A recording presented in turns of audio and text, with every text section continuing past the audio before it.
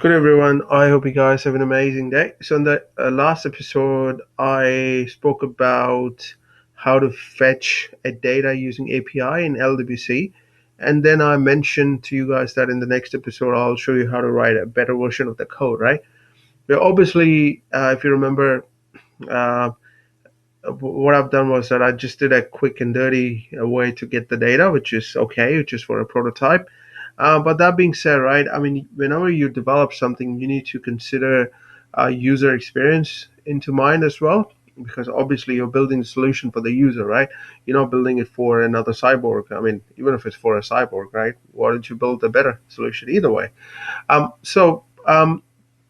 I've done, I just started up. Although that solution, what I built was pretty simple, which is the button click, but still, I just wanted to show you how you can improve your code and things you can do. The first thing first, right? Let's start with the HTML file, right?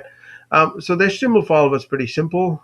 So what I've done now, I've added the lightning spinner, so which will kind of give you an indication that something is going on behind the scene.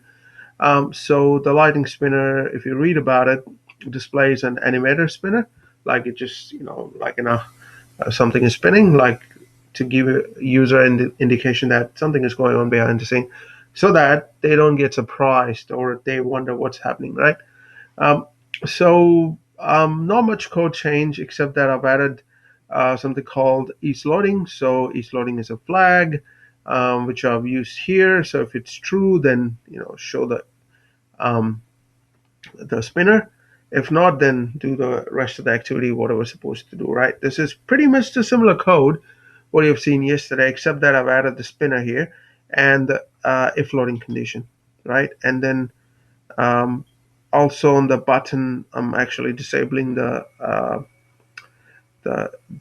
so the button won't be visible if the if loading is true, right? So that's one of the conditions I've included here. Obviously, you don't want the button to be visible, right?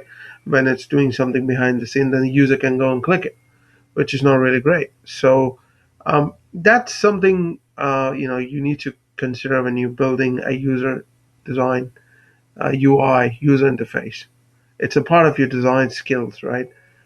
Because for me, the way it works is that whenever I wanted to design something, I keep customer into consideration, or how will I use the system as a user, right? It's just not that you're a developer, you're developing for another developer. So, it's not always the case, though, right? You most of the time you're going to develop for an end user, and end user may not be a tech savvy, right? So you need to keep factor those things into consideration. Okay, so this is a very simple HTML, right? As you can see that I've added a spinner and I've added it's loading. Now let's look at the JavaScript file. I've tidied up a JavaScript file a bit. The first thing first, I've used platform show ToastEvent. So obviously, what happens, right? You might get an error when you try to retrieve something from an integration or from an API.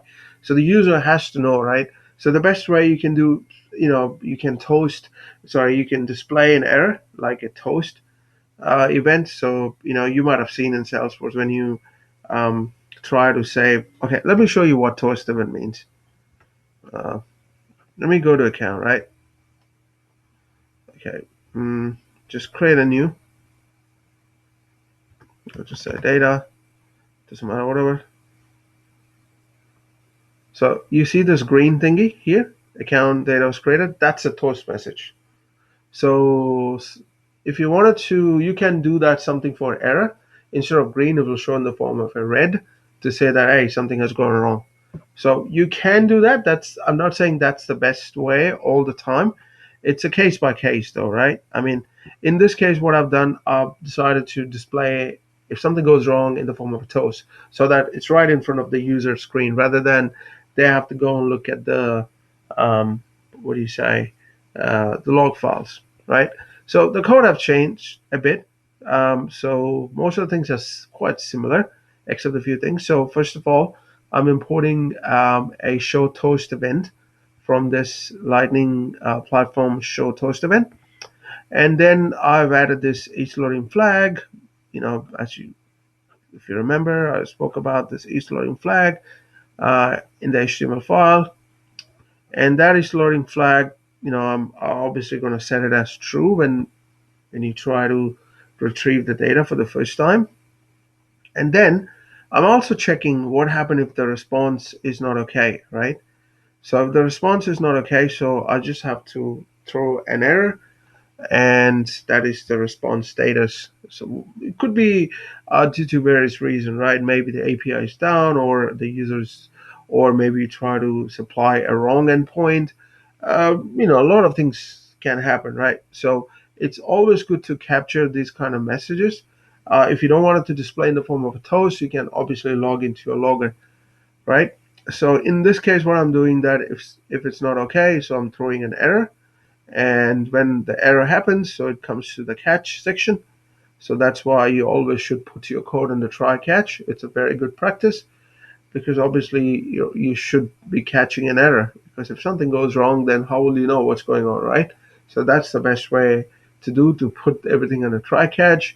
And then whenever an exception is raised, you try to capture it somewhere or try to save it, right? Depends. Okay, so in this case, what I'm doing, I'm throwing an error. When it throws an error, obviously it comes to the try catch, sorry, catch block, where I'm trying to create a toast event. And then once I create a toast event, I'm dispatching the event using this dispatch.event, and then I'm setting the loading equals to false. Very simple, right? And then this code is pretty much the same. So the only thing I'm doing here is just to keep the spinner false once you get the data. So once you manage to reach here, you assume that obviously everything is correct, and the loading flag needs to set back to false. Because if you don't, then it will still show you, it will, the spinner will keep on spinning. So which is not really great, right? Okay, so I hope that's pretty clear in terms of the tiny code change I've done. This is one way you can do it, right? I mean, sometimes you can capture the error in somewhere else. You can do that as well.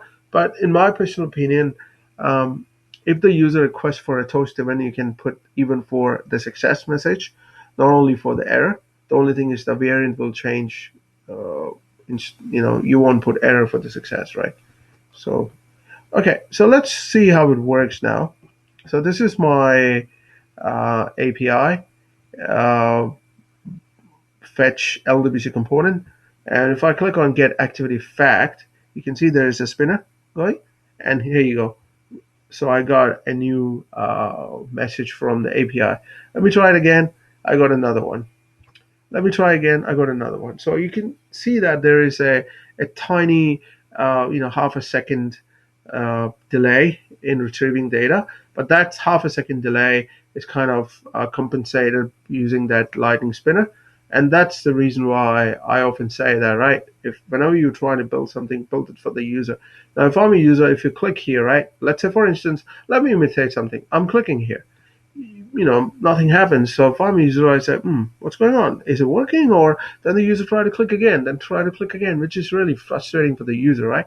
Now if I click here, oh, there is an spinner that even let's say if the spinner takes like 5 to 10 seconds for whatever reason, at least the user knows that something is happening behind the scene. They won't fiddle uh, with the system. So that's the reason why, like I always say, the user interface plays an important role. That also drives the adoption rate uh, for for the functionality you're going to build, right? If the user is not happy, then the adoption rate will kind of go down, right? If they're happy, it kind of go up. So that's the way it works. So yeah, that's pretty much I wanted to cover. I hope you enjoyed it. That's pretty much for today. So hope you guys have an amazing Thursday. Adios.